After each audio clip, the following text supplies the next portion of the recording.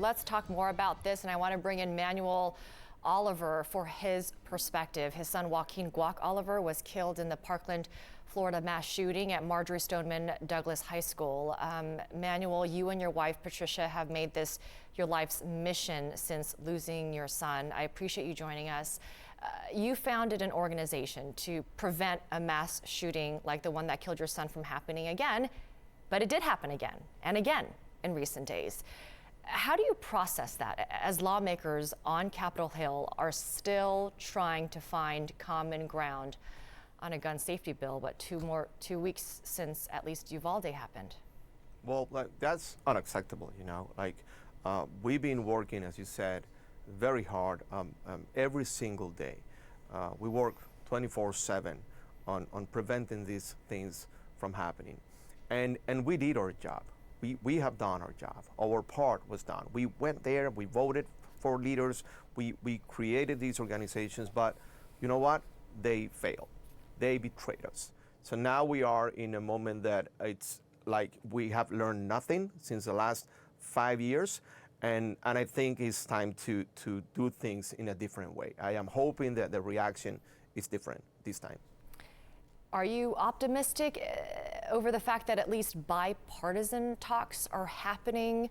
And we're hearing from, Senator Chris Murphy that, he believes he will get at least 10 Republicans or more to vote for a gun safety reform bill, which will obviously be watered down from the bill that was passed by the House this week. I mean, any move forward to prevent even one life to be lost by gun violence is more than welcome. I hate the fact that we are negotiating this. I hate the fact that they are dealing with the best option for negotiation between parties, between colors, between ideologies. Using the finance language, slang, as negotiation is really offensive when we're talking about kids, when we're talking about lives. So I hope they do something, but we are doing something right now, and I don't need to hope for that to happen because I know it's happening.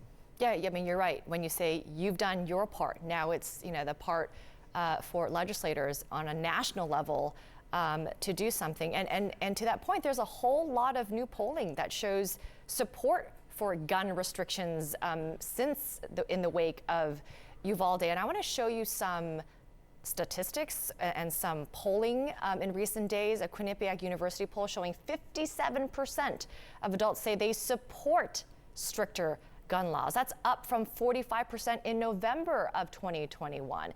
83% support raising the minimum age to 21 to buy any gun, and 92% support for universal background checks, which support for universal background checks has been high for many years, but nothing changes on at least the congressional national level.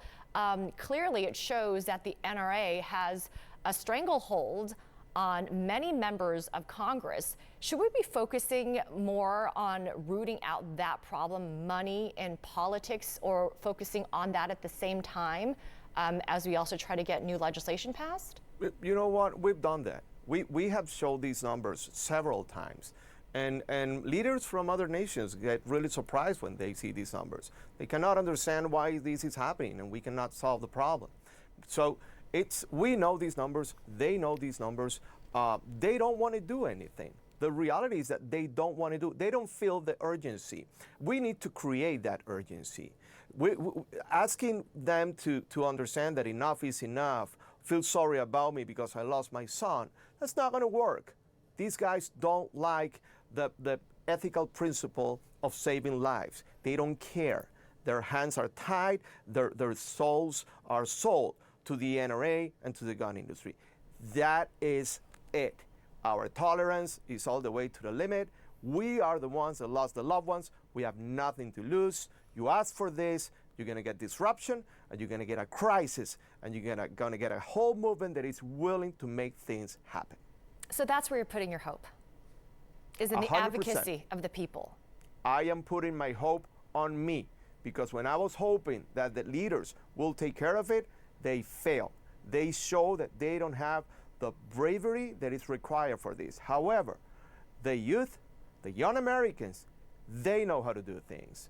And they ask, and they beg, and they knock doors in Senate and Congress, and they had conversations, and they were ignored.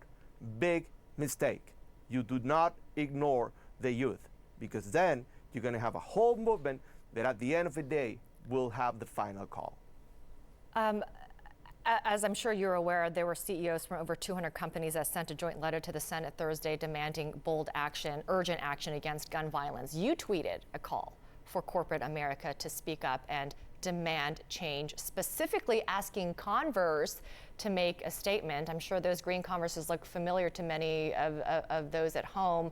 This is an image of Mighty Rodriguez's green Converse high tops. It's become a symbol for the Uvalde tragedy. What do you hear with their silence in this moment?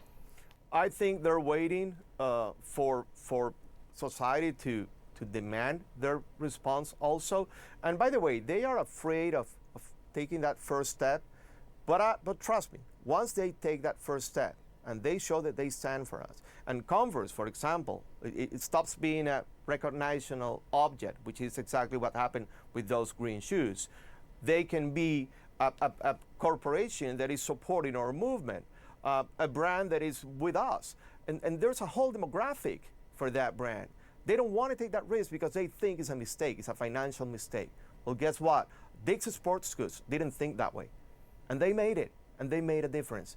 At some point, all these CEOs will be on our side. I can promise you that. Once they discover that there's a whole nation waiting for that moment. You know, Manuel, moments ago, President Biden tweeted this: Congress needs to ban assault weapons and high-capacity magazines, strengthen background checks, enact safe storage laws and red flag laws, repeal gun manufacturers' immunity from liability. What do you think of this list? Do you agree? Is that enough? I agree, but let me tell you something. We're talking about the President of the United States. I can tweet something. I don't have the power to call members of Congress and Senate, lock them inside a room, pull up my sleeves, and talk about this until we finish, and not leave in that room until we have answers for this. So I appreciate the intentions of President Biden. I had this conversation with him, but it's time for more pressure.